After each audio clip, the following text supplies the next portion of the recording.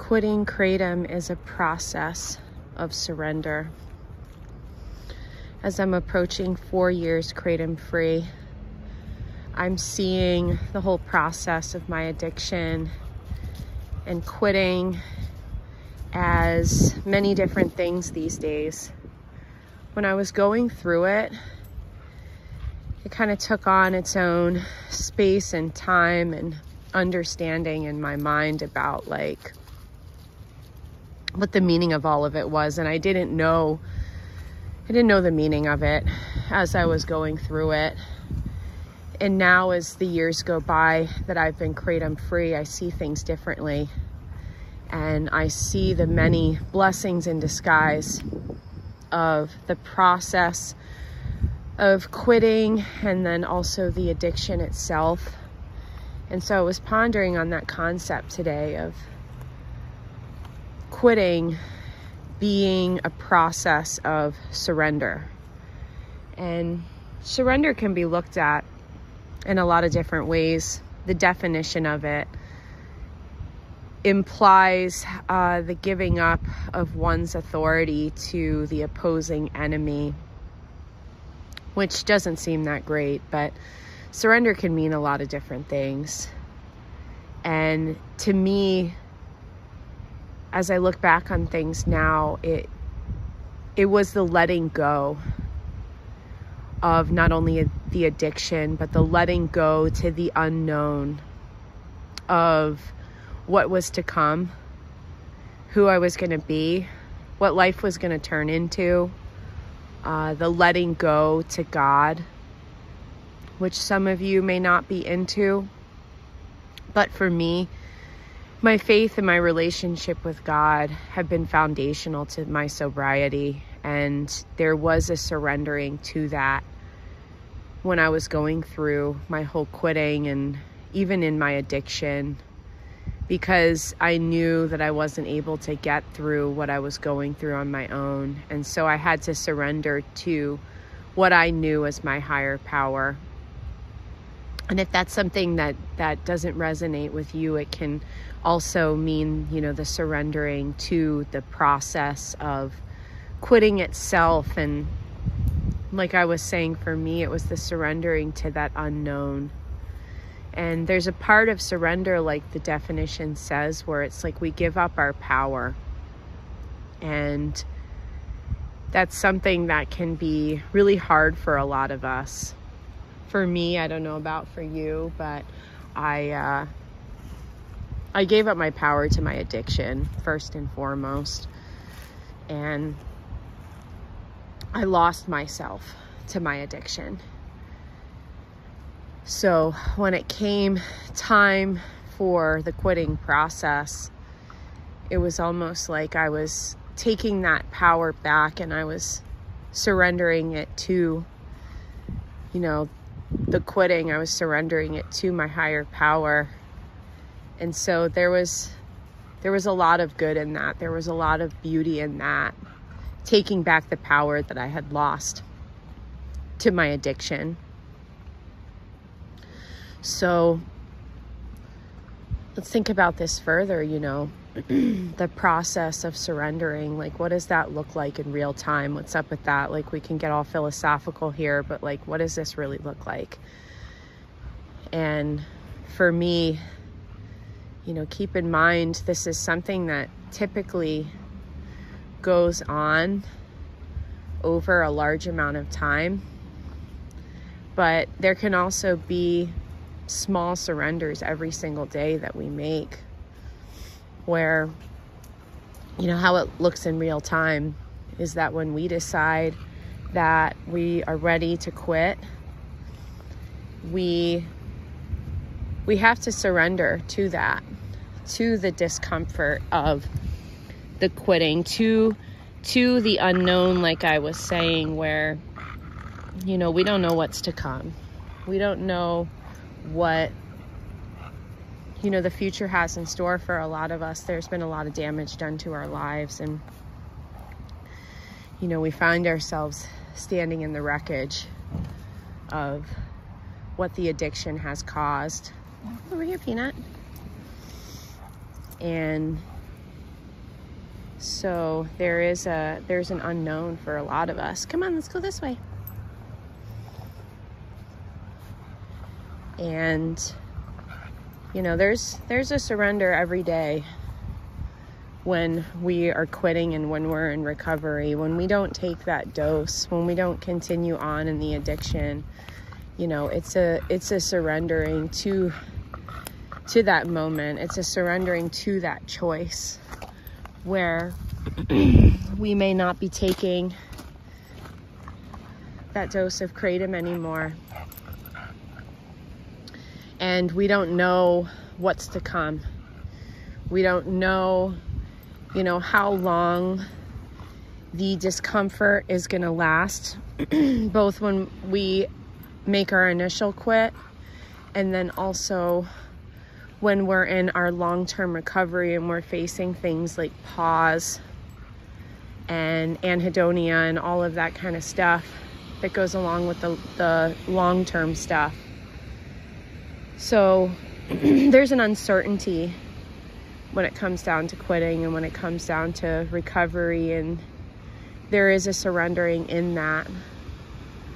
And so, you know, for me, on a daily basis, I had to, when I was in my recovery, in the beginning parts of my recovery, and then now even at this point, there's a conscious choice that would go on every single day to not use Kratom. There was, and still is to this day, it's changed shape, where, you know, the battle that I was going through in the beginning parts of my quit, and even during my tapering process as well, it's different.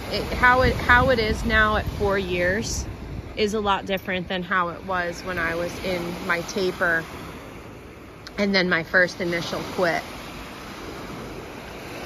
And so though things have changed, it's still a conscious choice that I make every single day to not use Kratom or any other substance. I had a dream last night, and I haven't had one in a while, but it's very common for people in recovery to have dreams of using. And I don't think about Kratom, but keep in mind, I was a big weed smoker for 15 years. And so that was a bigger part of my life than my Kratom addiction was. And I still think that it's like kind of in my psyche in a way. Peanut, you can't get down? Come over here. Come right here. This is lower. Come right here. Look. See? Right there.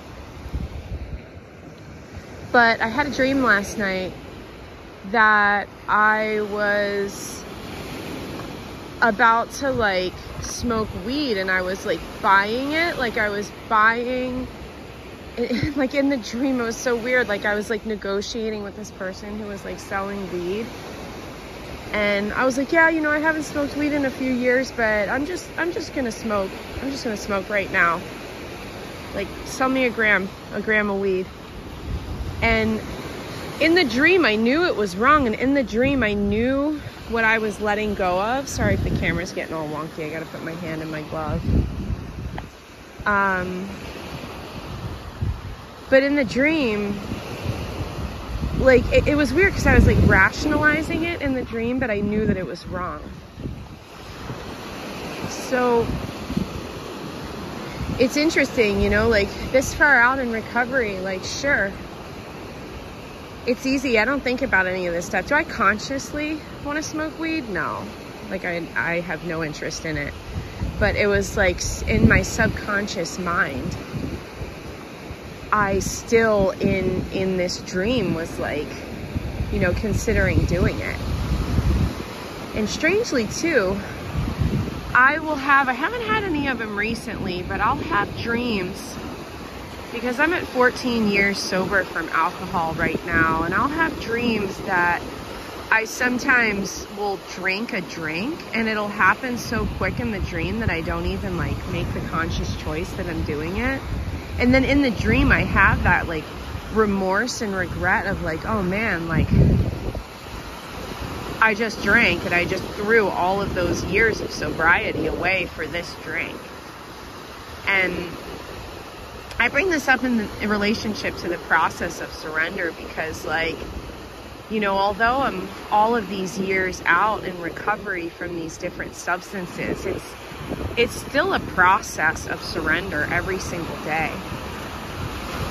And though it may take different shapes and forms over these years, it still is a surrender. It still is a surrender to God every single day for me, where I surrender to God's will and not my own. It's a surrender every day to, you know, the uncertainty of recovery and of sobriety and the challenges that it entails. But I find in that, and I want to share this, and I want to, you know, make this the focus of the closing of this video, that, like, I find how incredible it is in that surrender, because it's scary to face the unknown. It's scary to face the fear and the pain and the challenges of quitting and of recovery. But as our brains and our bodies heal, and we're able to basically be like recreated and recalibrated into the people that we're meant to be, how life goes and what's on the other side of that surrender is absolutely incredible. It's one of the many blessings and gifts of sobriety, I feel like, is that, you know, when we face this unknown, when we surrender to this unknown, when we surrender to, you know, the will of our higher power and not our own, when we surrender to, you know, not using, and to what the alternative to that is, which is, you know, a lot harder.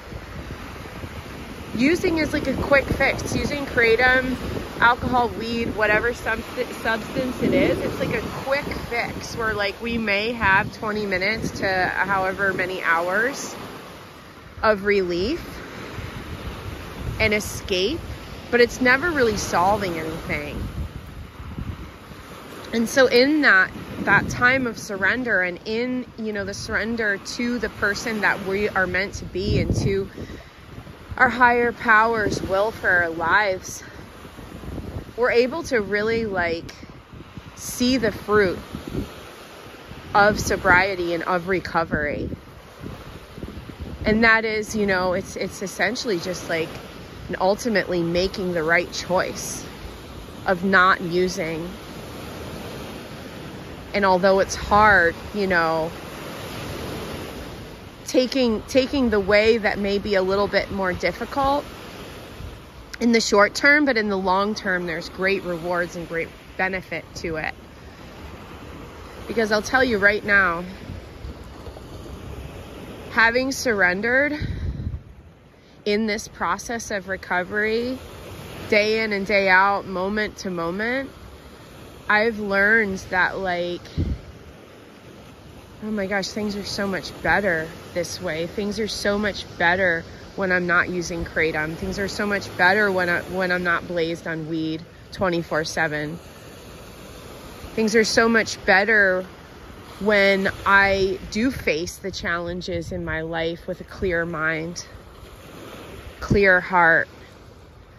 And that's when, as the time goes by and the challenges go by and I face them sober, sure, it's uncomfortable when it's going on, but then as it passes, it's just this joy and this satisfaction of making that right choice and having surrendered to, you know, the right way to do things instead of the quick fix, which would be to use some sort of substance to make it better in the moment.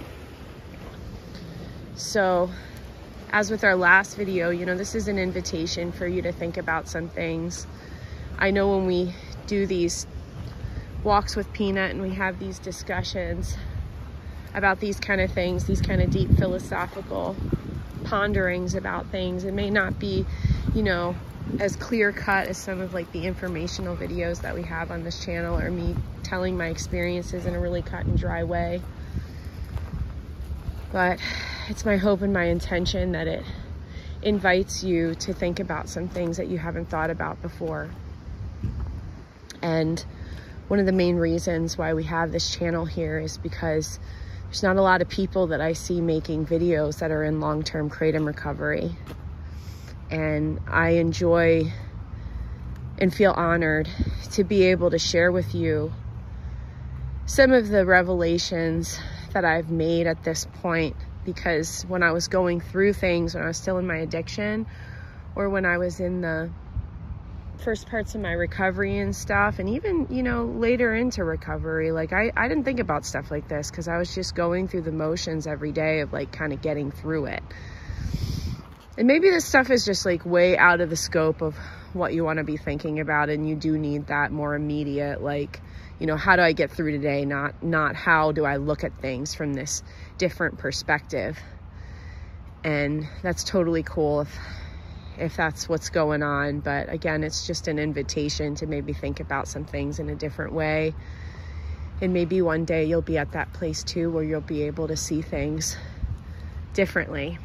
So I appreciate you coming on this walk with us at the beach and having this pondering. And Peanut says goodbye and until next time, and so we'll see you then.